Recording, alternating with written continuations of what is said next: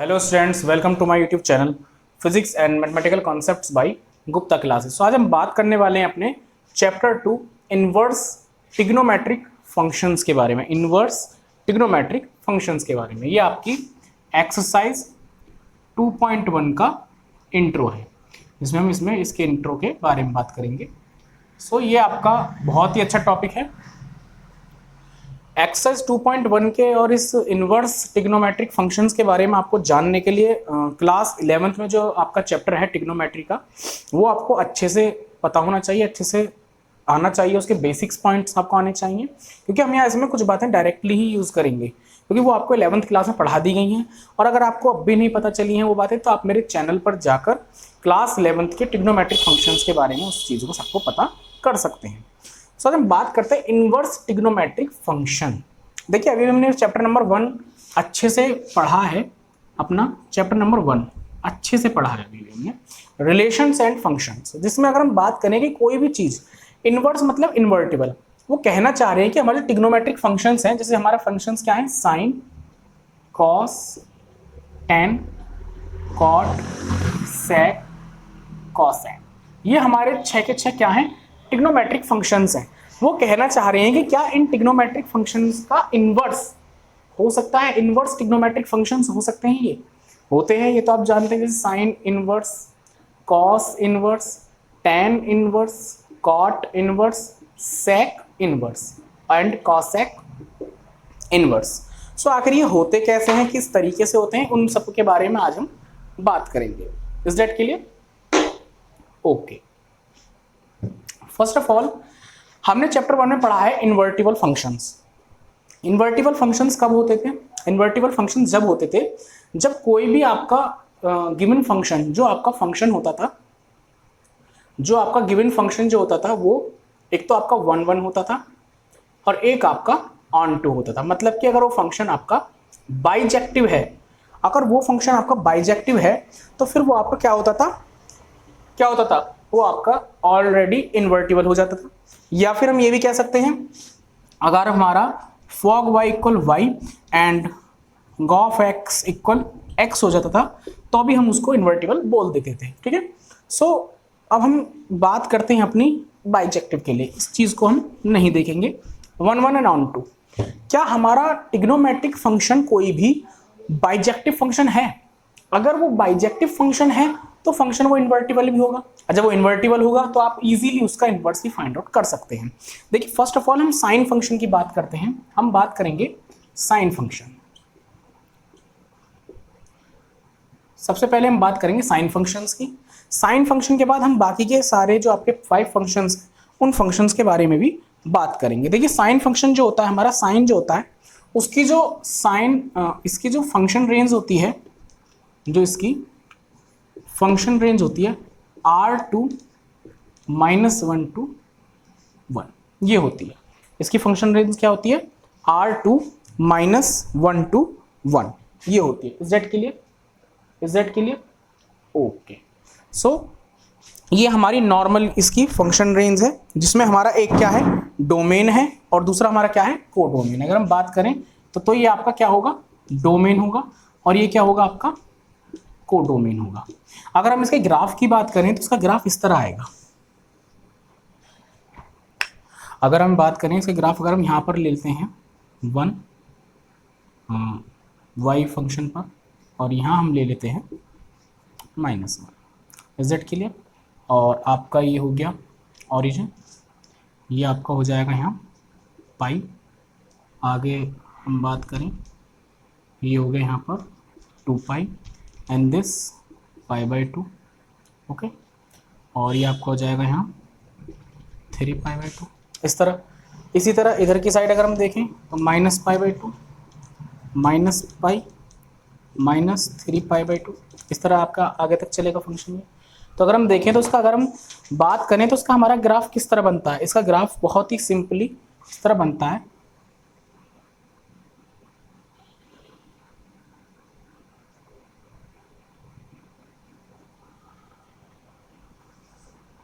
ठीक है। सो इसका ग्राफ ये होता है, π/2 पर जो वैल्यू होती है आपकी क्या हो जाती है, 1 हो जाती है, एंड माइनस पाई बाई 2 पर आपकी क्या होगी वैल्यू।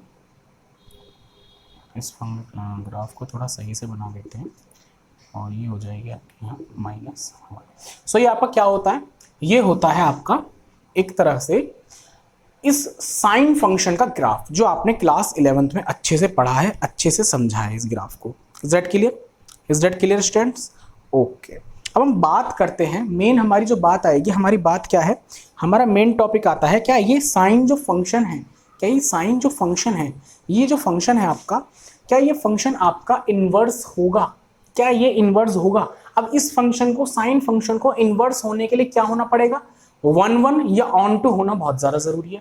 अगर ये फंक्शन आपका 1 1 एंड ऑन टू नहीं होता है, अगर ये फंक्शन आपका 1 1 एंड ऑन टू नहीं होता है, सो ये फंक्शन आपका क्या रहेगा, तो ये आपका फंक्शन इन्वर्स नहीं हो पाएगा। अगर हम बात करें इसकी और अगर हम देखें तो ये माइनस में होगा। ओके, सो अगर हम देखें ध्यान से तो जो हमारा फंक्शन है, अगर हम देखें, अगर हम कोई भी यहाँ पर एलिमेंट ले लेते हैं, ये तो आपकी f(x) की वैल्यूज़ हैं भाई, ये तो f(x) की वैल्यू है, ये भी आपके f(x) की वैल्यू।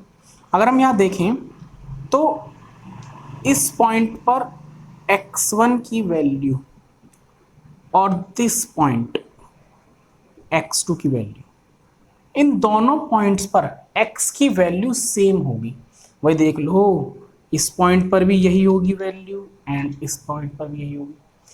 सो जब ये दोनों वैल्यूज आपकी, मतलब कि x1 और x2, इन दोनों की वैल्यू आपकी सेम होगी, सो ये फंक्शन क्या हो गया, ये फंक्शन हो गया आपका मैन इवन। ऑन टू तो हुआ, 1 1 तो हुआ नहीं, क्या हो जाएगा, मैन इवन फंक्शन हो जाएगा, क्योंकि इन दोनों पॉइंट्स पर इनकी वैल्यू सेम आएगी। इसके बाद हम बात करते हैं ऑन टू की। ऑन टू क्या होगा, अगर आप ध्यान से देखें, पहली बात तो ये क्या है, ये एक रेंज है, क्या है, रेंज है। तो जब ये कोडोमेन एक रेंज हो चुका है ऑलरेडी, तो हमें पता करने की जरूरत नहीं है ऑन टू क्या है, बिकॉज ऑन टू क्या होता है, किसी भी फंक्शन के कोडोमेन के अगर सभी के सभी एलिमेंट ऑक्यूपाइड हो रहे हैं तो वो क्या होगा, आपका ऑन टू होगा। अगर हम यहां देखें तो अब चेक भी कर लो, क्योंकि रेंज क्या होता है, कोडोमेन और रेंज में बस थोड़ा सा अंतर ये है कि कोडोमेन में आप कह नहीं सकते वो ऑन टू होगा नहीं होगा, कोडोमेन के एलिमेंट सभी के सभी ऑक्यूपाइड है नहीं है, वो आपको पता करना पड़ेगा। लेकिन रेंज क्या होता है, रेंज वो चीज होती है जहां पर उसके सभी एलिमेंट्स आपके ऑक्यूपाइड होंगे, जहां पर उसके सभी एलिमेंट्स क्या होंगे, ऑक्यूपाइड होंगे। तो अगर हम बात करें, यहाँ तो रेंज कह दिया, लेकिन अगर आप ध्यान से देखें भी तो हर एक y के लिए, हर एक y के लिए यहां पर कोई ना कोई x की वैल्यू जरूर होगी, कोई ना कोई x की वैल्यू जरूर है। सो ये क्या है, ऑन टू तो है ही। सो जब ये मैनी वन और ऑन टू फंक्शन है, जब ये आपका मैनी वन या फिर ऑन टू फंक्शन है, सो मैनी वन और ऑन टू फंक्शन होने के कारण ये आपका इन्वर्टिबल नहीं है, ये आपका इन्वर्टिबल नहीं है। अब हमारे माइंड में ये बात आएगी कि सर जब ये इन्वर्टिबल है ही नहीं, सो फिर यहाँ पर इन्वर्स कैसे आ गया, हम इस इन्वर्स ट्रिग्नोमेट्रिक फंक्शन को क्यों पढ़ रहे हैं। Is that clear? सो बात सारी ये है कि ये अभी इन्वर्स नहीं है, इन्वर्स नहीं है ये फंक्शन, हम इसे इन्वर्स ट्रिग्नोमेट्रिक फंक्शन बनाएंगे, हम इसे इन्वर्स ट्रिग्नोमेट्रिक फंक्शन बनाएंगे। कैसे बनाएंगे, अब ये बात आती है, वो भी देखते हैं। अब इन्वर्स ट्रिग्नोमेट्रिक फंक्शन बनाने के लिए हमें बस ये काम करना है, ये जो मैनी वन है ना, ये मैनी वन, इसको हमें 1 1 शो कर देना है बस। जैसे ही 1 1 हो गया तो 1 1 and onto then bijective function हो जाएगा ये, और जैसे ही आपका साइन फंक्शन बाइजेक्टिव होगा, ये आपका क्या हो जाएगा, सीधे सीधे इन्वर्स ट्रिग्नोमेट्रिक फंक्शन हो जाएगा इसका। अब अगर आपने एक चीज पढ़ी हो तो हमारा अगर फंक्शन होता था r to r, ठीक, सो हमारा f(x) होता था, कोई भी हमें फंक्शन दिया होता था।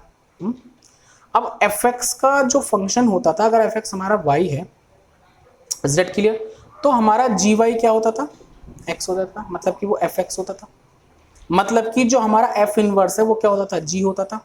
जहां पर हम यहाँ लिख देते थे, अगर हम यहाँ पर r to n ले भी रहे हैं तो यहाँ पर g हमारा क्या होगा, n to r होता था, क्योंकि g क्या होता था, g हमारा f का इन्वर्टिबल फंक्शन होता था, इनवर्स होता था, क्या होता था, g हमारा f का इनवर्स होता था। Is that clear?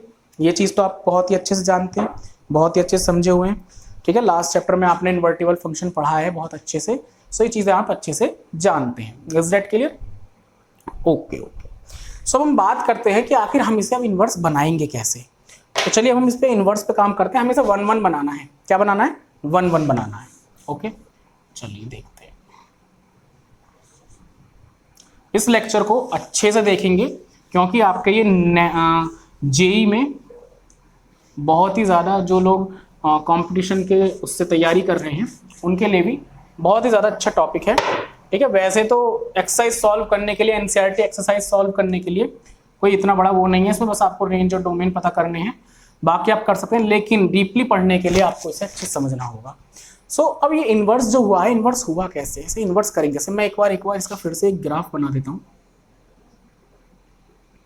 उस ग्राफ के अकॉर्डिंग हम समझेंगे कि आखिर ये इन्वर्स हुआ कैसे। π/2 पाई 3 π/2 -π/2 -π एंड देन आगे हमारा ये उठेगा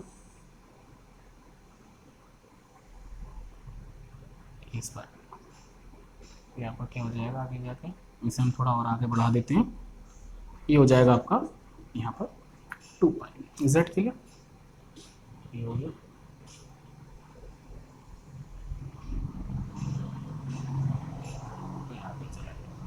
इसको हम यहाँ छोड़ देते हैं।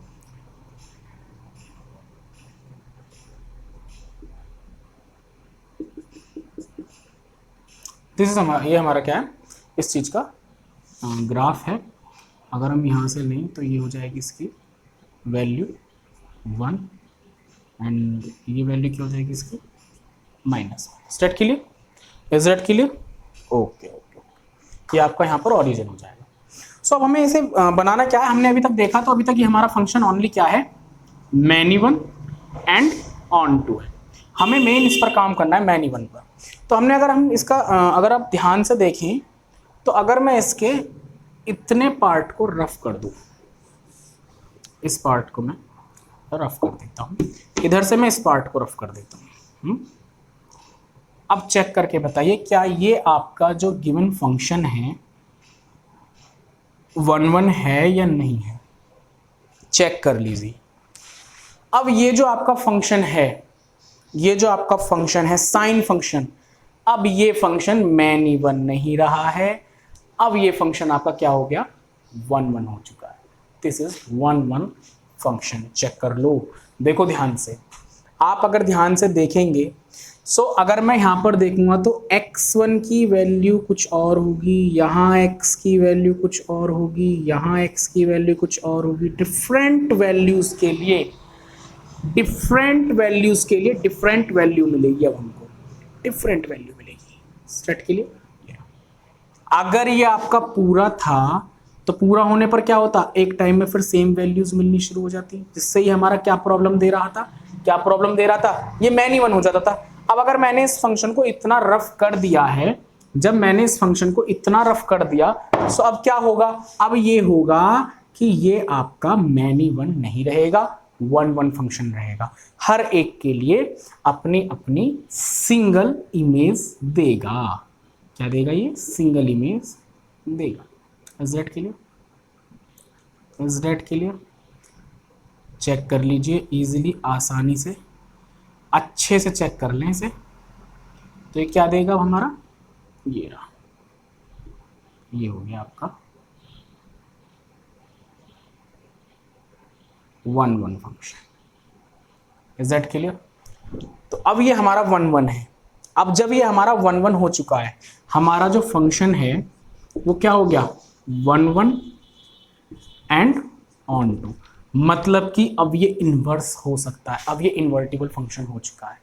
इस इन्वर्स फंक्शन की क्या होगी, अब अगर हम इसकी रेंज देखें, अब यहाँ अगर हम रेंज देखें और डोमेन देखें साइन फंक्शन की, अगर हम साइन फंक्शन की रेंज और डोमेन देखें तो इसकी रेंज और डोमेन क्या होगी, इस फंक्शन की रेंज क्या होगी, रेंज अगर हम देखें तो इस फंक्शन के लिए डोमेन क्या है, ध्यान से देख के बताइए। इस फंक्शन के लिए अब डोमेन होगी -π/2 से π/2। पहले रियल नंबर्स थी, पहले क्या थी, रियल नंबर्स, मतलब सभी नंबर्स थे, लेकिन अब तो हमने बाकी सब डिलीट कर दिए, सभी के सभी पोर्शन को हटा दिया है। क्या रह गया हमारा, π/2 और ओनली -π/2। क्या रह गया, π/2 एंड -π/2, -π/2 से ओनली π/2 तक हो गया। ये हमारी हो गई क्या, डोमेन, और इसकी कोडोमेन या फिर रेंज क्या रहेगी, रेंज आपकी वही रहेगी, क्या रहेगी, -1 to 1 रहेगी। Is that clear, is that clear, clear है सभी को, ध्यान से देखो। ये हो गई है हमारे साइन फंक्शन की अब रेंज, ठीक है। अब अगर हम बात करते हैं इनवर्स की, अगर हम बात करते हैं इनवर्स की, तो inverse sine inverse function, sine inverse function की क्या होगी, अगर हम बात करें तो जी लेंगे, बिकॉज आप तो अच्छे से जानते हैं जो हमारा फंक्शन है उसका इनवर्स क्या होता है, जी तो होता है, एफ का इनवर्स क्या होता है, जी होता है, ठीक है। सो अब यहां पर अगर हम बात करें तो जी, अब इसका इनवर्स क्या होगा, इसका इनवर्स क्या होगा, ये सबसे बड़ी बात आती है कि हमारा जो फंक्शन था, एक चीज देखेंगे यहाँ, अभी हमारा फंक्शन क्या है, हमारा जो एफ एक्स फंक्शन है वो है साइन एक्स, एफ वाई बोल दें, एफ एक्स बोलेंगे तो क्या है हमारा, ये साइन एक्स है। इज दैट क्लियर, इस फंक्शन के लिए इसकी डोमेन और रेंज है। अगर हम बात करें साइन इनवर्स फंक्शन की, अगर हम साइन इनवर्स फंक्शन की बात करें तो साइन इनवर्स फंक्शन के लिए क्या होगा, जी, और जी क्या होता है, इसका इनवर्स होता है। अगर हम बात करते हैं फंक्शन जो है हमारा r to n है, तो उसके लिए जी क्या होगा, n to r होगा, ये चेंज हो जाएंगे इंटरचेंज, तो जी क्या होगा, -1 to 1 10 -π/2 to π/2। Is that clear, is that clear, check करिए अच्छे से, ध्यान से देखिए इस चीज को, क्लियर है सभी के, किसी कोई प्रॉब्लम तो नहीं है भाई। -1 से भाई जब फंक्शन ये आ गया है आपका इस टाइम इनवर्स के लिए नॉर्मली फंक्शन, अब अगर हम इसको इनवर्स करेंगे तो इनवर्स में क्या होगा, जी, ये आपस में इंटरचेंज हो जाएंगे, ठीक है। इंटरचेंज होने पर आप इसको क्या लिख सकते हैं, जी, भाई ये क्या है, ये आपका y है ना, y है, ये क्या है, y है, जो कि आपके जी वाई के इक्वल होगा, जी एक्स के इक्वल होगा, या फिर आप कुछ कैसे। अब यहाँ पर आपकी y है, ये x की वैल्यू क्या आएगी यहाँ पर, अगर हम ध्यान से देखें तो जो हमारा g फंक्शन होगा, g फंक्शन के लिए इसकी वैल्यू क्या आएगी, x की वैल्यू क्या आएगी यहाँ पर, जी वाई अगर हम देखेंगे तो क्या आएगी इसकी वैल्यू, साइन इनवर्स y। भाई यहाँ से x की वैल्यू क्या होगी, y इक्वल साइन x है, सो x क्या हो जाएगा, साइन इनवर्स y, होगा नहीं होगा, इज दैट क्लियर। और x क्या होगा, ये x क्या है, किसके इक्वल है, जी वाई के इक्वल है नहीं है, जी वाई के इक्वल है आपका x, तो जी वाई इक्वल कितना आ गया, साइन इनवर्स y। अब हम यहाँ y के प्लेस पर कोई भी आपका अल्फाबेट ले लें तो वही हो जाएगा, जी टी लेंगे साइन इनवर्स टी हो जाएगा, जी एक्स लेंगे तो साइन इनवर्स एक्स हो जाएगा। चाहे अब हमारा क्या आ गया, हमारा इनवर्स फंक्शन की डोमेन और रेंज आ चुकी है, मतलब कि हमारे इनवर्स फंक्शन की डोमेन और रेंज आ चुकी है इसके थ्रू। अब आप कहेंगे कि सर हमारे साइन फंक्शन की हमने लास्ट ईयर तो ये पढ़ी है, रेंज और डोमेन यही है इसकी, जो अगर हम बात करें तो डोमेन तो यही होती है, लेकिन इनवर्स बनाने के लिए, इनवर्स बनाने के लिए इस ट्रिग्नोमेट्रिक फंक्शन को इनवर्स ट्रिग्नोमेट्रिक बनाने के लिए हमने क्या किया, हमने इसकी डोमेन में चेंज किया है।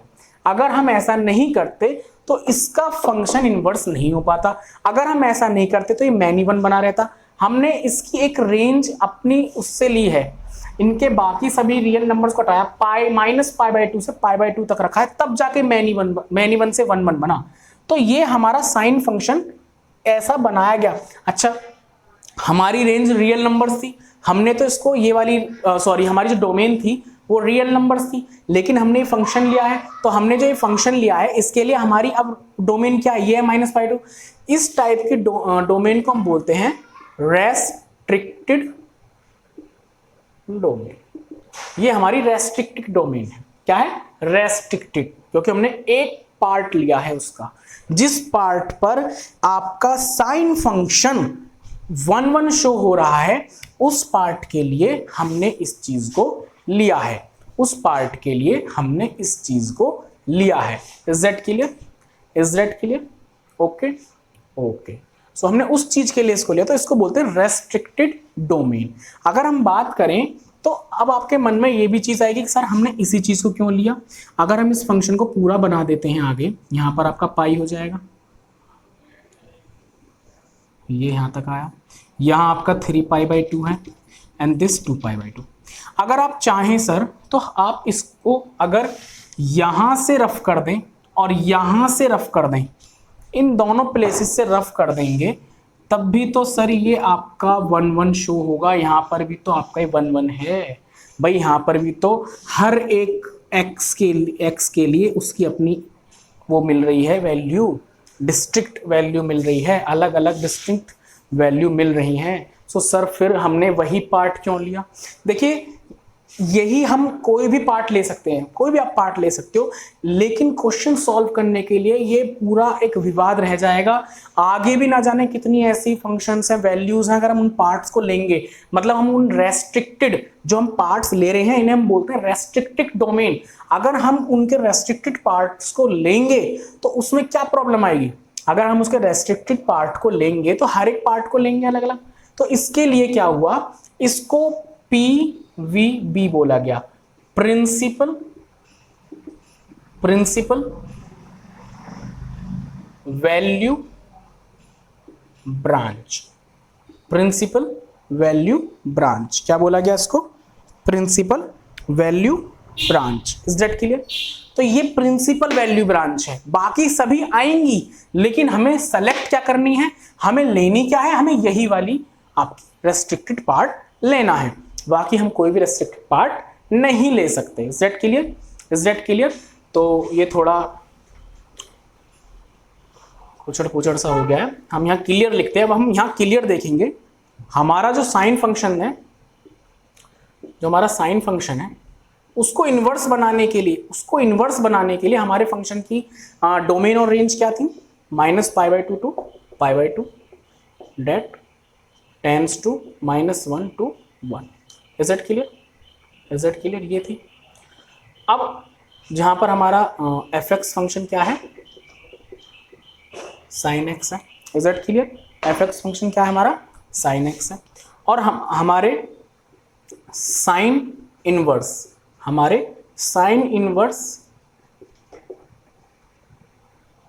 फंक्शन के लिए, हमारे साइन इनवर्स फंक्शन के लिए क्या होगी? g such that -1 to 1 tends to -π/2, π/2। Is that clear? जहां हमारा फंक्शन क्या हो जाएगा? gy equal sine inverse 1। Is that clear? अगर हम चाहें तो अब अगर हम देखें तो हमें तो फंक्शन, हम शुरू से फंक्शन f मानते आए हैं, अगर हम यहाँ g भी ना रख के हम यहाँ f ले लें तो कोई प्रॉब्लम नहीं होगी, कि फंक्शन है, हम उस फंक्शन को f से डिनोट कर रहे हैं। और अगर हम यहाँ पर x ले लें, फंक्शन fx, तो कोई बड़ी बात थोड़ी ना है, ये आपका y की जगह x हो जाएगा। तो आप शुरू से पढ़ें, जैसे आप शुरू से फंक्शन f लेते आए हैं, आप उसी तरह माने। तो हमारा साइन इनवर्स फंक्शन क्या हो गया? f such that -1 to 1 tends -π/2 to π/2, उसकी डोमेन और रेंज ये हो जाएगी और ये आपका फंक्शन आ गया। Is that clear? Is that clear? Mostly sine की जो फंक्शनिंग रेंज है और डोमेन है वो यही है, जो हमने ये पढ़ा है चैप्टर, यही है। लेकिन यहां पर उसको इन्वर्स बनाने के लिए, यहां पर उसको 1 1 बनाने के लिए हमें कुछ चेंजेस करने पड़े, जिसकी वजह से हमको ये चीज मिल गई है। Is that clear? Is that clear? Okay okay. So ये हमारा साइन फंक्शन था। अगर हम चाहें तो अपने साइन फंक्शन की, इस साइन फंक्शन की आप इनवर्स फंक्शन का भी ग्राफ ड्रॉ कर सकते हैं। अगर हम देखें तो इस इनवर्स फंक्शन का ग्राफ भी आप ड्रॉ कर सकते हैं। अब इनवर्स फंक्शन के लिए आपकी जो डोमेन है वो क्या है? -1 to 1। तो हमारी -1 तो यहाँ आएगी और अब की बार 1 यहाँ आ जाएगी। भाई पहले तो ये क्या थी? कोडोमेन थी, तो वो ऊपर नीचे आई रेंज में y वाले पोर्शन पर। और अब जो हमारी ये होगी, ये क्या है? हमारी रेंज है, जो कि आपकी क्या होगी? π/2 to -π/2। Is that clear? Is that clear? यही तो होगी या नहीं होगी? ओके। सो अगर हम बात करें अब आपसे, तो हमारा जो फंक्शन होगा वो फंक्शन क्या होगा? वो फंक्शन आपका इस तरह होगा। एग्जैक्ट क्लियर, ये आएगा -π/2 पर आपका ये हो गया, ये हो गया, ये आपका हो गया। ये इसका क्या हो जाएगा, फंक्शन का ग्राफ हो जाएगा। क्या होगा, इस फंक्शन का ग्राफ होगा। Exact clear, exact clear. थोड़ा आप इसे सही से बना सकते हैं। ये हो जाएगा। सो इसका ग्राफ हो गया है। बाकी अगर आप ग्राफ ना भी बनाए कोई प्रॉब्लम नहीं है, इतनी इसकी ज़रूरत नहीं है। हाँ, जेई और जेई वगैरह एग्जाम में इसकी थोड़ी बहुत ज़रूरत पड़ जाती है ग्राफ की, बट मेन कंसेप्ट आपका जो है साइन इनवर्स का वो ये है। अब आपको पता चल गया होगा, क्योंकि अब हम जो बाकी के फंक्शंस करेंगे उसमें हम इतना सब नहीं करने के, सीधे सीधे हम उनके इनवर्स फंक्शन फाइंड आउट करेंगे, नॉर्मल फंक्शन फाइंड आउट करेंगे, डोमेन और रेंज के बारे में बात करेंगे। सो ये हमारा मेन टॉपिक था साइन फंक्शन के लिए। Is that clear? सब हम अगला नेक्स्ट टॉपिक लेते हैं अपना कॉस का। ठीक है, बात करते हैं अपने नेक्स्ट ट्रिग्नोमेट्रिक फंक्शन के बारे में, जो कि हमारा क्या है, कॉस। क्या है हमारा, कॉस फंक्शन। हम बात करेंगे अपने कॉस फंक्शन के बारे में। ठीक है, सो कॉसाइन फंक्शन जो होगा हमारा, बल्कि हम इसे पूरा लिख सकते हैं, कॉसाइन फंक्शन। एक बार मैं सही से लिख देता हूँ। अब हम बात करेंगे अपने कॉसाइन फंक्शन के बारे में। Is that clear? So cosine function क्या होगा, इसकी डोमेन क्या होगी, रेंज क्या होगी, और इन सभी चीज़ों के बारे में अब हम बात करने जा रहे हैं। सबसे पहले हम बात करते हैं अपने कॉसाइन फंक्शन के डोमेन और रेंज के बारे में। तो इसकी भी जो फंक्शन की जो डोमेन होती है R2 और रेंज भी आपकी क्या होती है इसकी -1 to 1। ये इसकी कॉसाइन फंक्शन की डोमेन और रेंज होती है। अब अगर हम बात करें, हम इसका अगर डायग्राम बनाएं तो इसका डायग्राम हम किस तरह बनाएंगे, देखिए इसका अगर हम ग्राफ लें तो ग्राफ में हमारा क्या होगा, π/2, पाई, 3π/2 एंड 2π। ये आपका क्या होगा, -1 to 1, -π/2, -π, -3π/2। Is that clear? अब π/2 पर और -π/2 पर कॉस की जो वैल्यू रहती है वो क्या रहती है आपकी, 0 रहती है, 0 रहेगी। तो ये आपका फंक्शन इस तरह उठेगा, पाई पर भी 0 रहेगी, ये इस तरह जाएगा आपका फंक्शन। अगर हम ध्यान से देखें तो 0 पर आपके कॉस की वैल्यू कितनी रहती है, 1 रहती है, -1। इसके अकॉर्डिंग अगर हम देखें, बल्कि हमने हम -1 ले लिया, ये -1 आपका यहाँ आएगा। पाई पर कितनी होगी वैल्यू इसकी, -1।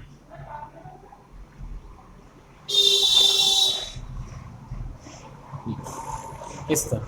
ठीक है, इज दैट क्लियर? सो ये फंक्शन आपका इस तरह जाएगा। Is that clear? क्लियर है सभी को? ओके, सो ये अगर हम यहाँ से लें तो यहाँ से भी क्या होगा, इस तरह होगा। मतलब कि ये फंक्शन आपका इस तरह होगा, यहाँ ये होगा। ओके, ध्यान से देख लेंगे एक बार और इस ग्राफ को। ये आपका ग्राफ है कॉसाइन का। कॉसाइन का क्या है, ये आपका ग्राफ है। जहाँ 0 पर 1 होगी वैल्यू, ओ बोल देंगे इसको हम, ओरिजिन वो नाम दे देंगे। π/2 पर आपकी क्या रहेगी वैल्यू, π/2 पर 0 रहती है। पाई पर आपकी क्या रहेगी, -1 हो जाएगी पाई पर वैल्यू। ठीक है, is that clear? Is that clear? Okay okay okay okay, बल्कि ये ज़्यादा ही नीचे हो रहा है। अगर हम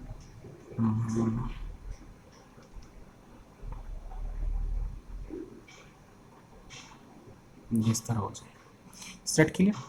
सो ये हमारा होगा कॉसाइन फंक्शन। क्या होगा ये आपका cosine function. Is that clear? Is that clear? Okay, जहाँ हमारा सो अभी अगर हम देखें तो इसमें x1 और x2 पर दो अलग अलग एलिमेंट्स पर उनके फंक्शंस की वैल्यू इक्वल होगी। सो अभी हमारा इनवर्स फंक्शन नहीं है, अभी हमारा मैन इवन फंक्शन है। क्या है, ये हमारा अभी मैनी वन फंक्शन है, लेकिन हमें जो बात करनी है किसके ऊपर बात करें, इनवर्स फंक्शन के ऊपर। तो अगर हम इसे इनवर्स फंक्शन में कन्वर्ट करें, अगर हम इसे इनवर्स फंक्शन में कन्वर्ट करें, तो इनवर्स फंक्शन में कन्वर्ट करने के लिए इसकी रेंज और डोमेन क्या होगी, रेंज और डोमेन क्या होगी, व्हाट इज द रेंज और उसकी डोमेन। अगर हम देखें तो अगर मैं इसे इस तरह से इतने पार्ट को रफ कर देता हूं और यहां से इस पार्ट को रफ कर देते हैं, सो अगर हम देखें तो ये जो हमारा फंक्शन होगा, दिस फंक्शन, यहां पर क्या होगा, ये यहां पर पूरी तरह से क्या होगा, ये फंक्शन आपका पूरी तरह से फंक्शन आपका इस टाइम क्या रहेगा, ये फंक्शन आपका पूरा का पूरा 1 होगा, क्योंकि अगर हम देखेंगे तो यहाँ डिफरेंट एलिमेंट्स पर उनकी अपनी अपनी डिफरेंट वैल्यू होंगी। सो अगर हम इसका कोसाइन फंक्शन का, अगर हम कोसाइन फंक्शन का रेस्ट्रिक्टेड डोमेन देखें, तो रेस्ट्रिक्टेड डोमेन क्या होगी इस फंक्शन की, रेस्ट्रिक्टेड डोमेन होगी इस फंक्शन की 0 to पाई, भाई 0 से लेके पाई तक होगी, tends to 1 -1 to 1। Is that clear, is that clear, एक बार ध्यान से देख लीजिए, is that clear. 0 to pi and -1 to 1। Okay okay, ठीक है। अब फंक्शन क्या है हमारा, फंक्शन f(x) है हमारा cos x, मतलब कि y। अगर हम अब इसके बात करते हैं कोसाइन इनवर्स फंक्शन के बारे में, सो कोसाइन इनवर्स फंक्शन क्या होगा हमारा, अब हमारा कोसाइन इनवर्स फंक्शन क्या होगा, f -1, इनका तो इनवर्स हो जाएगा, सो क्या हो जाएगा 0, पाई। फंक्शन हमारा क्या है, ये f(x) equal to sine inverse x, sorry यहाँ कॉस की बात कर रहे हैं तो क्या हो जाएगा, ये कॉस इनवर्स x। अच्छा, आप इसमें तो कंफ्यूज नहीं हो रहे कि यहाँ पर भी x है सर, यहाँ भी x, ऐसा कैसे है, मैंने इससे पहले आपको बता दिया है। अगर आप इसको gy लेंगे तो ये क्या होगा, कॉस इनवर्स y होगा, ये कॉस इनवर्स y नहीं होगा, यहाँ पर y equal cos inverse x है बेटा।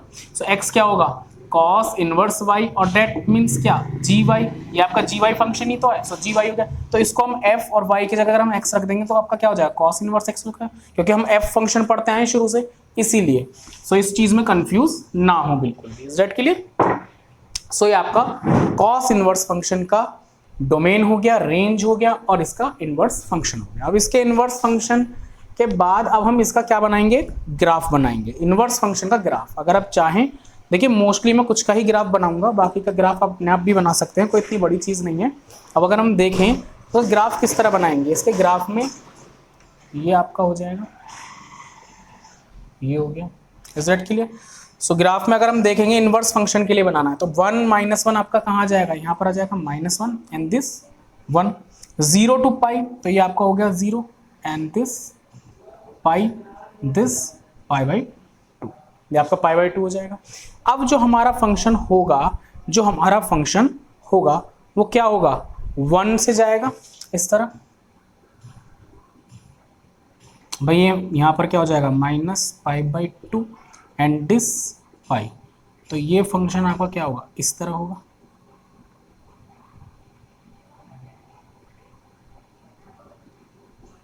इस तरह। उसी तरह ये आपका फंक्शन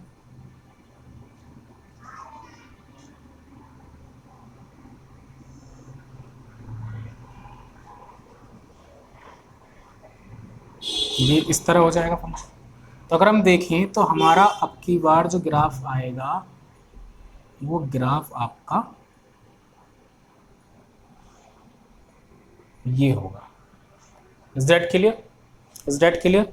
सो ये क्या होगा आपका इनवर्स फंक्शन के लिए आपका क्या होगा, ग्राफ होगा। ये किस चीज का ग्राफ था, ये आपका ये ग्राफ किस चीज का था, फंक्शन f(x) के इक्वल cos x का, एंड देन दिस ये आपका क्या होगा y equal cos inverse y, या फिर आप बोल सकते हैं f(x) equal cos inverse x, ये आपका cos इनवर्स एक्स का इनवर्स का ग्राफ होगा, एक्स के इनवर्स का ग्राफ होगा। Is that clear? Is that clear? Okay. So अब हम बात करते हैं अपने नेक्स्ट फंक्शन के बारे में। So pause the video to note it down. आप वीडियो को पॉज करके इसे अच्छे से नोट कर सकते हैं। उसके बाद हम नेक्स्ट अपने फंक्शन के बारे में बात कर लेते हैं। सो हम बात करने जा रहे हैं अपने 10 फंक्शन के बारे में। देखिए 10 फंक्शन का मैंने यहाँ ग्राफ बना दिया है। अब मैं उसकी रेंज, डोमेन और लिख देता हूँ आपके आगे। सो 10 फंक्शन की रेंज और डोमेन क्या होती है आपकी? टेंजेंट फंक्शन भी बोल देते हैं इसे, ठीक है, या 10 फंक्शन बोल लीजिए, बात एक ही है, टेंजेंट फंक्शन। सो इसकी आपकी रेंज और डोमेन क्या होगी? ये आपकी होगी जो हमारा फंक्शन है such that real number minus 2n+1 π/2 n belongs z tends to r। ये आपके इस फंक्शन की क्या होगी? रेंज है और डोमेन है। Is that clear? Is that clear? तो फंक्शन की रेंज और डोमेन होगी r - 2n+1 π/2, 2n+1 π/2 मतलब कि ओड, 2n+1 मतलब ओड, जो π/2 का ओड मल्टीपल होगा, π/2 का ओड मल्टीपल होगा, वो आपका r से माइनस होगा। वहां पर इस फंक्शन का ग्राफ नहीं आएगा। जैसे 3π/2 है, कोई ग्राफ नहीं आया। इवन फंक्शन पर आपका, तो अब जब ये माइनस हो जाएगा तो क्या रह जाएगा आपका? इवन फंक्शन रहेगी। जिन इवन फंक्शंस पर ये क्या काम करेगा? ये आपका ग्राफ देगा। Is that clear? और टेंड्स टू r, r मतलब आपका रियल नंबर्स। ये सभी के सभी आपके क्या होंगे यहाँ पर? यहाँ पर ये सभी के सभी आपके रियल नंबर्स आएंगे आगे। तो ये आपका r तक जाएगा, मतलब आगे तक जाएगा, इन्फिनिटी तक आपका जाता रहेगा। इस पोर्शन को यहाँ टच नहीं कर सकते हम ये, बट हम साथ के साथ दिखाएंगे कहीं टच नहीं होगा, बिकॉज इन्फिनिटी को आप किसी पॉइंट पर नहीं शो कर सकते। इन्फिनिटी का कोई पॉइंट नहीं होता। Is that clear? सो अगर हम देखें तो यहाँ पर अगर हमारी π/4 होती है तो ये वैल्यू हमारी क्या बनेगी? यहाँ पर हमारी 1 बन जाएगी। Is that clear? क्योंकि π/4 की वैल्यू क्या होती है? 10 में 1 होती है। सो हम बात करते हैं अपने 10 फंक्शन के टेंजेंट फंक्शन के बारे में। टेंजेंट फंक्शन के बारे में, इसकी रेंज, डोमेन और इसकी रेंज, डोमेन आदि के बारे में बात करते हैं। तो टेंजेंट फंक्शन की रेंज और डोमेन क्या होगी भाई? टेंजेंट फंक्शन की, आपके 10 फंक्शन की रेंज और डोमेन क्या होगी? तो 10 फंक्शन की जो रेंज और डोमेन होगी वो आपकी क्या होगी? अगर हम ध्यान से देखें, -π/2 से π/2, अगर हम इसके इन पोर्शंस को रफ कर दें, इस कंप्लीटली पोर्शन को मैं रफ कर देता हूँ, इधर इस पोर्शन को अगर मैं रफ कर देता हूँ तो हमारा इतना पोर्शन रह गया ये। अब जो हमारा ये इतना पोर्शन रहेगा, इस पोर्शन पर आपका ये 1 शो होगा, मैनी 1 नहीं शो होगा, 1 शो होगा। जब भी फंक्शन आपका इतने पोर्शन पर 1 होगा तो अगर हम फंक्शन की बात करें तो हमारा क्या होगा? -π/2, π/2 टेंड्स r तक जाएगा। कहाँ तक जाएगा आपका? ये r तक जाएगा, बिकॉज यहाँ से यहाँ तक की जो इसकी डोमेन है वो -π/2 से π/2 है, और ऊपर जो जा रहा है जैसे पहले जा रहा था वैसे जा रहा है नॉर्मली है, वहाँ तो कोई हमने कुछ करा नहीं, तो वो आपका r ही रहेगा। और हमारा फंक्शन क्या है? हमारा जो फंक्शन है वो क्या है? 10x। Is that clear? और अगर हम बात करें इसके टेंजेंट इनवर्स फंक्शन के बारे में, टेंजेंट इनवर्स फंक्शन के बारे में, तो इसका इनवर्स क्या होगा? What is the inverse? इसका इनवर्स क्या होगा? तो अगर हम बात करें फंक्शन का इनवर्स क्या रहेगा? r2 -π/2 to +π/2। Is that clear? Is that clear? अच्छा, एक चीज़ और ध्यान देंगे, ये हमें यहाँ पर ब्रैकेट क्लोज नहीं करने हैं, ये हमें यहाँ ब्रैकेट ओपन ही रखने हैं, क्योंकि ये इससे टच तो हो ही नहीं रहा ना कहीं। -π/2 और π/2 तो हम ले ही नहीं रहे ना कहीं भी। सो ये हमारे क्या रहेंगे? ब्रैकेट्स ओपन रहेंगे, open brackets. Is that clear? So हमारा इनवर्स फंक्शन क्या हो जाएगा? ये हो जाएगा, तो हम यहाँ साफ लिख सकते हैं जो हमारा फंक्शन है क्या है? tan inverse function. Is that clear? Is that clear? So हमारा ये क्या हो गया? ये आपका टेंजेंट फंक्शन का ग्राफ है, जो कि हमारा ये क्या है? मैंने आपको बता भी दिया, रेस्ट्रिक्टेड डोमेन हो जाएगी आपकी, क्योंकि हमने एक रेस्ट्रिक्टेड पार्ट लिया है, और ऐसे ना जाने कितने सारे पार्ट्स होंगे, तो हर एक पार्ट को ना लेकर हम इसी को क्या बोल देंगे? PVB, मतलब प्रिंसिपल वैल्यू ब्रांच, ये हमारी पीवीबी हो जाएगी, ताकि हम बस इसी डोमेन को लेकर अपने आगे क्वेश्चन को करें, क्योंकि ऐसे तो बहुत सारे डोमेन्स हैं। सो उन चीज़ों को ना लेकर हम ओनली इसी मेथड से, इसी डोमेन के थ्रू आगे अपना चलते रहेंगे। Is it clear? तो यहाँ प्रिंसिपल वैल्यू ब्रांच होने के बाद ये सब चीज़ें टॉपिक खत्म हो जाते हैं। आगे कहीं भी आपका अगर ये एग्जिस्ट करता भी है तो हमें उससे कोई मतलब नहीं है, हमें अपना मेन यही चीज़ रखनी है। Is that clear? Is that clear? Okay okay. So pause the video to note it down. बोले हाँ, इसका अगर आप चाहें तो tan इनवर्स फंक्शन का आप ग्राफ भी बना सकते हैं। इसका अगर हम ग्राफ बनाएंगे तो उसका ग्राफ किस तरह बनेगा वो देख लेंगे सभी मोस्टली स्टूडेंट्स। जैसे हमारा ग्राफ ये रहेगा, ये हो गया आपका, ये आपका एक्स एक्सिस है, ये आपका वाई एक्सिस हो जाएगा। Is it clear? ये ओ हो गया। अब अगर हम बात करें तो रियल फंक्शन एंड π/2, -π/2 एंड +π/2, तो π/2 आपका ये हो गया and this -π/2। Is it clear? This -π/2। So अब की बार क्या होगा, अब की बार क्या होगा, अब की बार आपका ये इस तरह दिया हुआ है। सो अब की बार रियल नंबर्स के लिए अगर हम देखेंगे तो ये हमारी जो वैल्यूज होंगी, एक सेकेंड, अब की बार जो हमारा रहेगा π/2 और -π/2 तक रहेगा। Is that clear? Is that clear? तो जब हमारा फंक्शन उठेगा, अब जो हमारा फंक्शन उठेगा वो किस तरह होगा, किस तरह होगा? अगर हम देखें फंक्शन हमारा इस तरह रहेगा,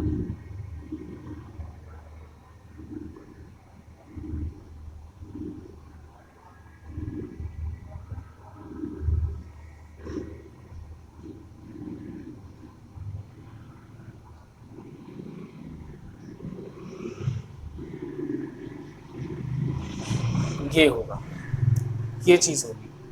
अगर आप ध्यान देंगे तो हमारी फंक्शन की वैल्यू क्या होगी, यहाँ होगी। अगर हम देखें तो यहाँ सपोज आपका अगर π/4 हो जाता है तो π/4 की वैल्यू कितनी आएगी आपकी, 1 आ जाती है π/4, है ना, 10 की। सो ये चीज़ आपकी ये होगी। तो प्योर हमारा फंक्शन इस तरह आएगा कुछ। Is that clear? ये लाइनिंग थोड़ी तिरछी हो गई है, ये हो जाएगा आपका। सो ये किसका है, ये हमारा है function f(x) equal tan inverse x का। Is that clear? और ये आपका किस चीज का है, f(x) इक्वल tan x का ग्राफ है। Is that clear? सो अगर हम चाहें तो आप जिस तरह इसको आगे बढ़ाकर लिखते हैं, पूरा रेस्ट्रिक्ट ना करके पूरा लिखते हैं, उस तरह भी आप इसको पूरा बना सकते हैं, लेकिन हमें पूरे की जरूरत नहीं है, हमें ओनली इतना ही बहुत है, काफी है इतना। Is that clear? So pause the video to note it down. उसके बाद हम चलते हैं अपने नेक्स्ट टॉपिक पर, कॉट पर। सो हम बात करते हैं अपने कॉट के बारे में, मतलब कोटेंजेंट फंक्शन के बारे में। ये हमारे कोटेंजेंट फंक्शन का ग्राफ है।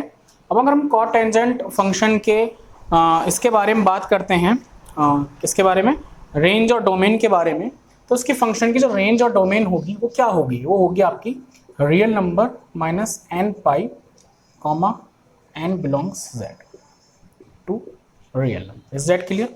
Is that clear? पहले वाले में क्या थी, टेंजेंट में, सॉरी टेंजेंट में आपकी क्या थी 2n + 1 π/2, और इसकी क्या होगी n π, n belongs to z then tends to r। ये इसकी क्या होगी, कोटेंजेंट की आपकी क्या हो जाएगी, कोटेंजेंट की रेंज और डोमेन। Is that clear? अब हम बात करते हैं अपने कोटेंजेंट के बारे में, कोटेंजेंट के इनवर्स के बारे में और उसके फंक्शन के बारे में। Is that clear? Is that clear? Okay. So अगर हम यहाँ देखें तो इस ग्राफ को मैं एक बार और समझा था, वैसे आपने 11th क्लास में चीज़ पढ़ी भी होगी। ये हमारा r - n π होगा, मतलब कि n π, किसी भी पाई का n, मतलब कि नेचुरल नंबर जो पाई होगा, 2π होगा, 3π होगा, उस पर ये आपका वैल्यू नहीं दे रहा है। देखिए पाई पर नहीं है कोई वैल्यू, ना ही 2π पर है, इधर भी ऐसा कुछ नहीं है। बाकी जो बचे हुए रह जाएंगे आपके, जो बची हुई चीज़ें रह जाएंगी, उन पर ये आपका जो π/2 के मल्टीपल्स होंगे, π/2 के जो मल्टीपल्स होंगे उन पर ये वैल्यू गिवन करेगा आपको, उन पर ये वैल्यू आपका गिवन करेगा। Is that clear? Is that clear? So हम बात कर लेते हैं फंक्शन हमारा क्या है। अब हम बात करते हैं कोटेंजेंट फंक्शन के लिए। कोटेंजेंट फंक्शन के लिए, सो कोटेंजेंट फंक्शन क्या करेगा हमारा, f सच दैट। अब अगर हम बात करें तो अगर हम इसमें से रफ कर दें तो क्या होगा हमारा, रफ करने पर आपका ये, अगर हम इतने पार्ट को इसके रफ कर देते हैं और इस पार्ट को भी हम इसके कंप्लीटली रफ कर देते हैं, ये हमारा पाई रह गया। अब अगर हम इसकी डोमेन देखें तो ये आपका ओरिजिन है 0, डोमेन क्या होगी 0 to पाई, डोमेन क्या होगी इसकी अगर हम देखें 0 to पाई होगी, इज दैट क्लियर, 0 to पाई होगी। 0 to पाई हमें ओपन ब्रैकेट लेना होगा बिकॉज ये आपकी 0 to पाई को नहीं टच करेगी। टेंड्स टू कहाँ तक जाएगी, ऑल रियल नंबर्स, मतलब कि यहाँ पर तो आपके रियल्स नंबर ही आने वाले हैं, ये सभी रियल नंबर्स आएंगे। कहीं भी टच कर रही है क्या, ये कहीं टच नहीं करेगी, ये सिर्फ वैल्यूज देती चली जाएगी, आपको वैल्यूज देती चली जाएगी, इन्फिनिटी तक जाएगी। और जब ये इन्फिनिटी तक जाएगी तो आपका ये इसकी कोडोमेन की वैल्यूज देती जाएगी। अगर ये कहीं पर से टच हो जाती तो वहीं पर ये रुक जाती, वहीं तक वैल्यू देती, लेकिन नहीं, अब ये आपके रियल नंबर्स तक वैल्यू देगी। Is that clear. और फंक्शन क्या है आपका, फंक्शन है आपका cot x, is that clear. Function क्या है आपका cot x। अगर हम cot टेंजेंट की cot inverse function find out करें इसका अगर हम इनवर्स फंक्शन फाइंड आउट करें, इनवर्स फंक्शन क्या होगा भाई, इनवर्स फंक्शन क्या होगा, अब इसका इनवर्स फंक्शन क्या होगा, इनवर्स फंक्शन होगा f such that r2 0, pi, f such that r2 0, pi. Is that clear, is that clear, ठीक है ना। इनवर्स होते ही फंक्शन आपका क्या होगा, फंक्शन होगा f(x) इक्वल आपका cot inverse x। Is that clear, ठीक है भाई। ये चेंज हो जाएंगे आपके। और अगर हम अब इसका ग्राफ बनाएं, इनवर्स फंक्शन का अगर हम ग्राफ बनाएंगे तो हमारा ग्राफ किस तरह बनने वाला है, ये भी कोई बड़ी बात नहीं है, x axis that is y axis, ठीक है। सो अगर हम देखें तो हमारा इनवर्स में क्या है अब की बार ये हमारा r रहेगा और ये क्या रहेगा 0 to पाई, तो ये हमारा ओरिजिन हो गया, ये हमारा यहाँ पर क्या होगा, ये आपका फंक्शन होगा पाई। तो अब की बार क्या रहेगा भाई, अब की बार हमारा यहाँ पर ये लाइनिंग ड्रॉ रहेगी पूरी तरह, ये चीज़ आएगी। Is that clear, is that clear. तो 0 to पाई हो गया हमारा। तो अब हमारा जो फंक्शन है वो इस तरह आपका उठेगा, किस तरह आएगा ये आपका फंक्शन, अगर आप ध्यान से देखेंगे तो आपका फंक्शन किस तरह आएगा, ये 0 to पाई के लिए अगर हम यहाँ देखें तो यहाँ पर ये आपकी वैल्यू कहीं ना कहीं π/2 होगी। क्या होगी ये वैल्यू आपकी π/2 होगी। तो ये पाई को तो टच करना नहीं, पाई को तो टच नहीं करेगा, कहीं से कहीं तक पाई तक रहेगा, लेकिन π/2 पर ये आपकी वैल्यू कितनी दे देगा, ये आपकी π/2 पर वैल्यू देगा। ये इस तरह आपका ग्राफ जाएगा। इज दैट क्लियर, क्लियर है यहाँ पर सभी को, क्लियर है यहाँ पर।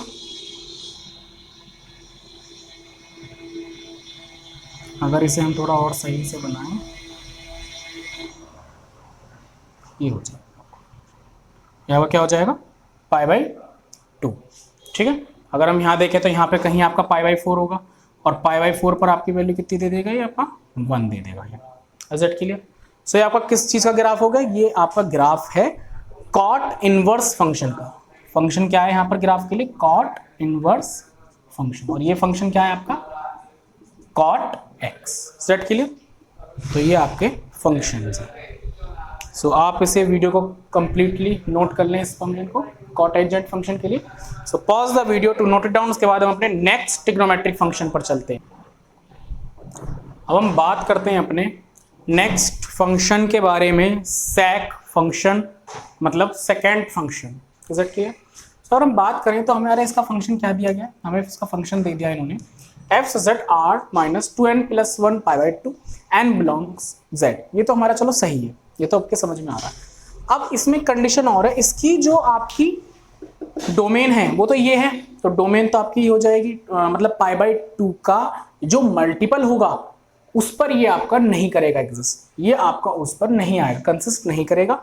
ये पाई पर 2 पाई पर इन पर कंसिस्ट कर जाएगा, ये पाई पर कर गया यहाँ पर है ना, 2 पाई पर कर गया इस तरह, लेकिन इन पर कोई भी कंसिस्टेंस नहीं दिखाएगा। बस इट क्लियर। और इसकी जो रेंज होगी वो क्या होगी, -1, 1 को माइनस कर दीजिए, आर में से इतने फंक्शन के मिडिल के पार्ट को आपको क्या कर देना, माइनस कर देना।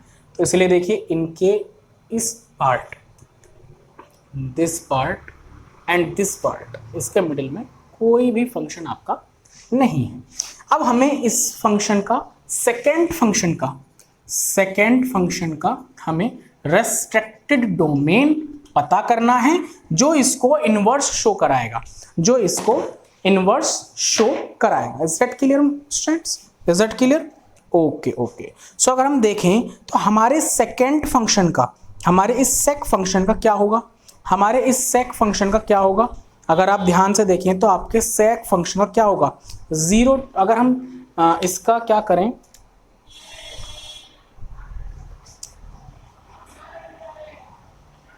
इसके इस पोर्शन को अगर मैं यहाँ से रफ कर दूँ, इस पोर्शन को, एंड दिस पोर्शन मैं यहाँ से रफ कर दूँ, ठीक है, मैंने ये पोर्शंस रफ कर दिए। यहाँ पर हमारा क्या था, पाई था, एंड दिस 1 दिस माइनस।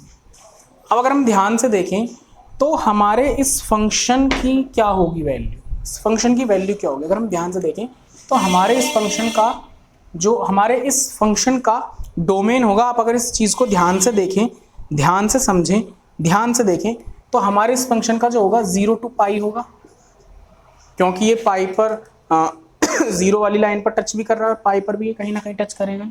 अगर हम इस चीज़ को देखें, ये जो चीज़ है, is that clear, is that clear, okay, ये हो गया आपका, जहाँ ये टच कर गया पाई 0 to पाई पर, 0 to pi, is that clear. But हमें इसमें से माइनस करना पड़ेगा π/2, क्योंकि 0 to पाई टच तो कर रहा है, लेकिन माइनस π/2, π/2 इसलिए माइनस करने का, ये वाला एरिया हमारा क्या रह जाएगा, यहाँ से ब्लैंक रह जाएगा, और इसके लिए ये एरिया ब्लैंक रह जाएगा। तो 90 डिग्री मतलब π/2 जो होगा इसमें से माइनस हो रहा होगा, टेंड्स टू।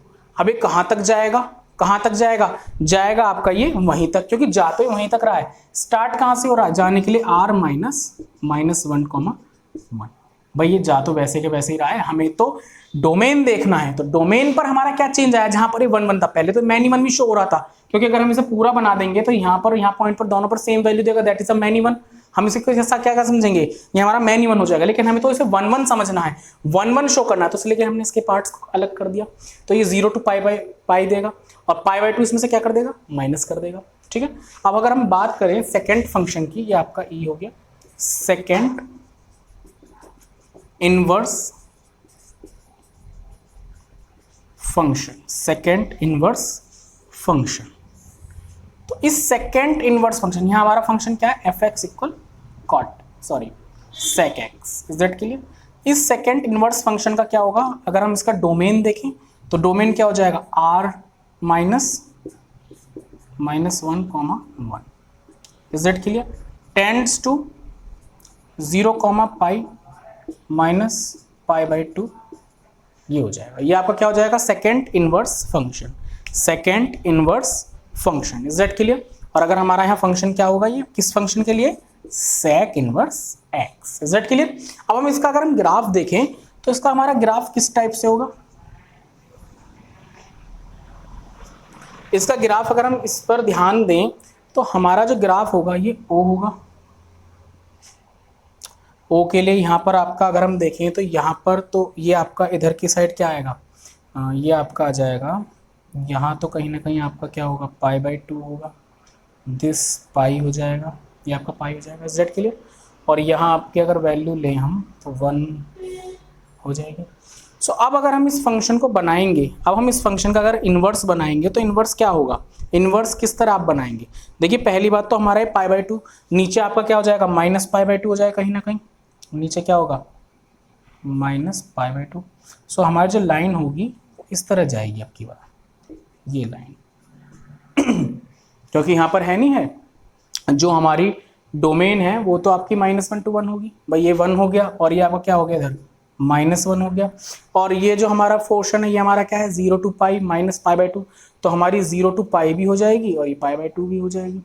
अच्छा, अब हम जो फंक्शन, अब हमारा कैसे निकलेगा ग्राफ, अगर आप ध्यान से देखें तो ग्राफ ये होगा, दिस मैं पूरा बना दिया है, फिर भी अगर आप चाहें तो पूरा ना भी बनाएं तो भी कोई परेशानी नहीं होने की, इस चीज़ से कोई प्रॉब्लम नहीं है। अगर आप चाहें तो पूरा मत ही बनाइए, अगर हम इसको थोड़ा और नीचे बढ़ा दें तो ये आपका यहाँ क्या आ जाएगा, -π, जेड के लिए ये -π होगा। सो अगर हम ध्यान से देखें तो ये आपका फंक्शन ये हो गया, और अगर यहाँ पर देखें तो ये फंक्शन ये आपका इस तरह आएगा, यहाँ पर इसी तरह तो आएगा ये।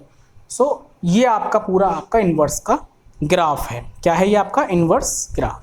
यहाँ भी अगर आप देखेंगे तो ये इस तरह जाएगा, ठीक है, -1 to 1, ये चीज़ पहले इधर की साइड थी तो ये ऊपर की साइड आया, तो अब की बार तो इस साइड है, तो दिस पोर्शन ही हो जाएगा। उसके बाद 0 to पाई -π/2 है, तो मतलब 0 to पाई तो होगा, अगर हम देखें तो ये वाला पोर्शन 0 to पाई है, यहाँ π/2 नहीं है, इतना पोर्शन π/2 में है, π/2 में नहीं है, तो इस तरह ये हमारा माइनस हो जाएगा। तो ये आपका फंक्शन हो गया सेकंड फंक्शन का inverse. So pause the video to note it down. उसके बाद हम बात करते हैं अपने लास्ट ट्रिग्नोमेट्रिक फंक्शन के बारे में, जो कि हमारा होगा कॉसेंट। सो हम बात करते हैं अपने कॉसेकेंट फंक्शन के बारे में, कॉसेकेंट फंक्शन के बारे में। ओके, सो कॉसेकेंट फंक्शन का आपका अगर हम देखेंगे तो ये तो उसकी रेंज और डोमेन है। डोमेन क्या होगी, n pi, n belongs z and r minus -1, 1। n पाई मतलब पाई का कोई भी मल्टीपल n होना चाहिए जो कि z को बिलोंग करेगा। तो अगर हम बात करें z मतलब इंटीजर, नेचुरल नंबर नहीं, फिर ये सारा खराब हो जाता काम, इंटीजर्स है ना। तो मतलब कि पाई का जो भी होगा वहां पर कोई वैल्यू नहीं देगा। अगर हम देखें तो पाई पर 2 पाई पर ही कोई वैल्यू नहीं देगा, बिकॉज n इक्वल 2 होगा तो 2 पाई हो जाएगा, तो वहां वैल्यू नहीं देगा। ये बाकी सभी फंक्शन जो होंगे π/2 या -π/2 उन पर आपको वैल्यूज गिवन करेगा, वैल्यूज आपको गिवन कर भी रहा है, ठीक है। और ये कहाँ तक होगा, इसकी जो रेंज होगी वो होगी r माइनस, वही पहली वाली रेंज 1 और -1 के बीच की जो होगी वो माइनस हो जाएगी r से। r की सभी वैल्यूज देगा लेकिन इन दोनों के बीच की वैल्यूज ये नहीं गिवन कर पाएगा। तो हम बात करते हैं कॉसेंट फंक्शन के बारे में दोबारा से। जो हमारा कॉसेकेंट फंक्शन है या फिर हम बोल सकते हैं कॉसेक फंक्शन है, जो हमारा कॉसेक फंक्शन इस चीज़ की हमें रेंज और डोमेन प्रोवाइड कराएगा, रेंज और डोमेन हमको प्रोवाइड कराएगा। तो अगर हम देखें तो उसकी -π/2 टू -0 हो जाएगी, -π/2 टू π/2। अगर मैं इस पोर्शन को इतना रफ कर देता हूँ, इस पोर्शन को, एंड दिस पोर्शन मैं इसको रफ कर देता हूँ। सो अगर हम ध्यान दें तो ये आपका क्या है, आपका अगर हम इसको मैं एक बार और बना देता हूँ अच्छे से, ये हमारा क्या हो जाएगा, ये है फंक्शन। सो अब हमारा ये फंक्शन क्या है, अगर हम ध्यान से देखें तो आपका ये फंक्शन 1 1 है। क्या है ये आपका फंक्शन 1 1 है।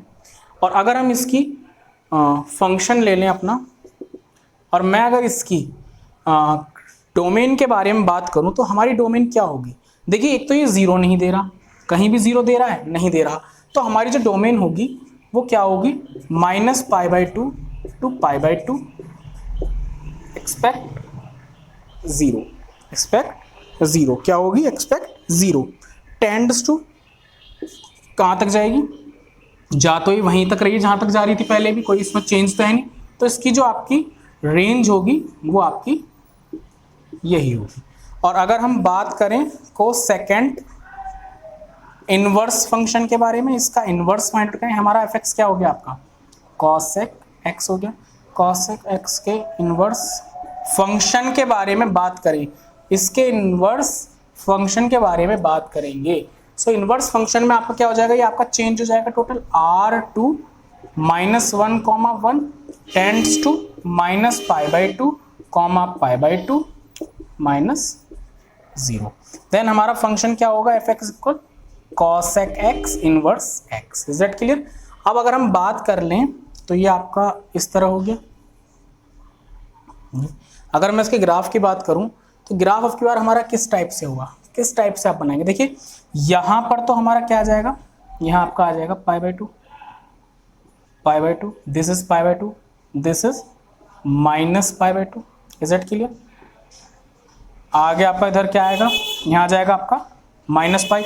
अब पाई पर तो ये वैल्यू गिवन करेगा नहीं, तो -π और π/2 तक देगा, वैसे ही पाई पर तो करेगा नहीं, तो हम इस पर क्या कर देते हैं, ये डॉटेड लाइन आपकी यहाँ आ जाएगी इससे, और यहाँ अगर हमारा पाई आता है तो डॉटेड लाइन आपकी ये आ गई। Is that clear, is that clear, clear है यहाँ तक सभी को, इससे कोई प्रॉब्लम नहीं। ये आपका O हो जाएगा, यहाँ पर आपका 1 होगा, और यहाँ हम इसका क्या ले लेते हैं, -1। Is that clear, is that clear, clear है सभी के।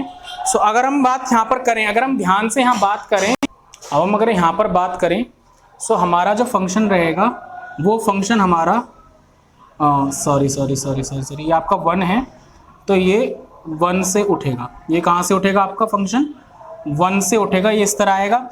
और अगर हम इसमें यहाँ के फंक्शन की बात करेंगे, यहाँ के फंक्शन की बात करेंगे, -1 है आपका, तो फंक्शन किस तरह उठेगा, सॉरी ये आपका -1 तक होगा, ये इस तरह आएगा, ये आपका घूमता हुआ इस तरह आएगा। Is that clear. सो ये आपका क्या हो जाएगा, ये आपका फंक्शन हो गया, सीधे सीधे आपका क्या फंक्शन हुआ, ये आपका इनवर्स फंक्शन। क्या हो गया आपका ये इनवर्स। आप आगे भी इसको बना सकते हैं, कोई ऐसी बात नहीं है कि आप इसे आगे नहीं बना सकते। Is that clear.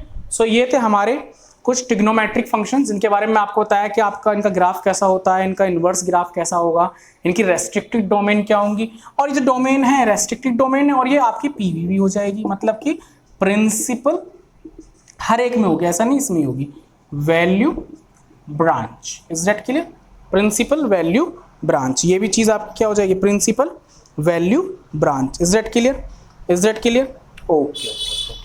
सो ये हमारी चीज हो जाएगी। प्रिंसिपल वैल्यू ब्रांच क्यों बताया गया, ताकि हम इन्हीं फंक्शंस के रेस्ट्रिक्टेड डोमेन को लें और किसी को ना लें, बहुत सारी हैं ऐसे। ठीक है, अब हम बात करते हैं इसके। मैं आपको इसका एक मोटा मोटा वो बता देता हूँ कि आपको इसकी जो प्रॉपर इसके जो इनवर्स फंक्शन की रेंज और डोमेन की मैं एक टेबल बनवा देता हूँ। So pause the video to note it down. आप वीडियो पॉज करके इसे नोट कर लेंगे। सो ये आपकी है, ये आपके इनवर्स फंक्शन है साइन के, उनकी डोमेन और रेंज है -1 to 1। दिस इज, इसको आप ध्यान से, थोड़ा जल्दबाजी में लिखने में गड़बड़ हो गई है। ये आपका वैसे -1 है, ये -1 है और ये आपका 1 है। Is that clear.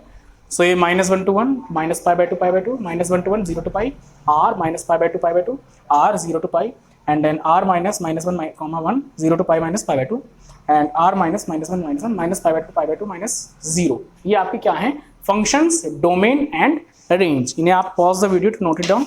इसे वीडियो को पॉज करके अच्छे से नोट कर सकते हैं।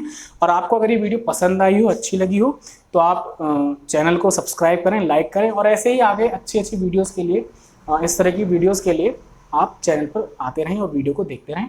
अब हम अपने नेक्स्ट टॉपिक में बात करेंगे एक्सरसाइज 2.1 के सॉल्यूशंस के बारे में, उसके एक्सरसाइज सॉल्यूशन के बारे में। Is that clear. कोई ज़्यादा क्वेश्चंस नहीं है, ज़्यादा बड़ी प्रॉब्लम नहीं है, ईजी क्वेश्चंस हैं, अच्छे लगेंगे। बस ये आपका थोड़ा इंट्रो जो था, मैंने क्लियरली डीपली जाकर आपको समझाया है। अगर इसमें कोई कमी लगी हो, कोई प्रॉब्लम हो, तो आप मेरे कमेंट बॉक्स में बता सकते हैं। Is that clear. और आप इस चैनल की वीडियोस को लाइक और सब्सक्राइब करने से ज़्यादा लोगों को शेयर करें, ताकि वो लोग भी जो कोरोना महामारी के चलते अच्छी गाइडेंस नहीं ले पा रहे हैं, वो इसके थ्रू अच्छे से गाइड हो सके। Is that clear. सो मिलते हैं हम अपनी नेक्स्ट वीडियो में।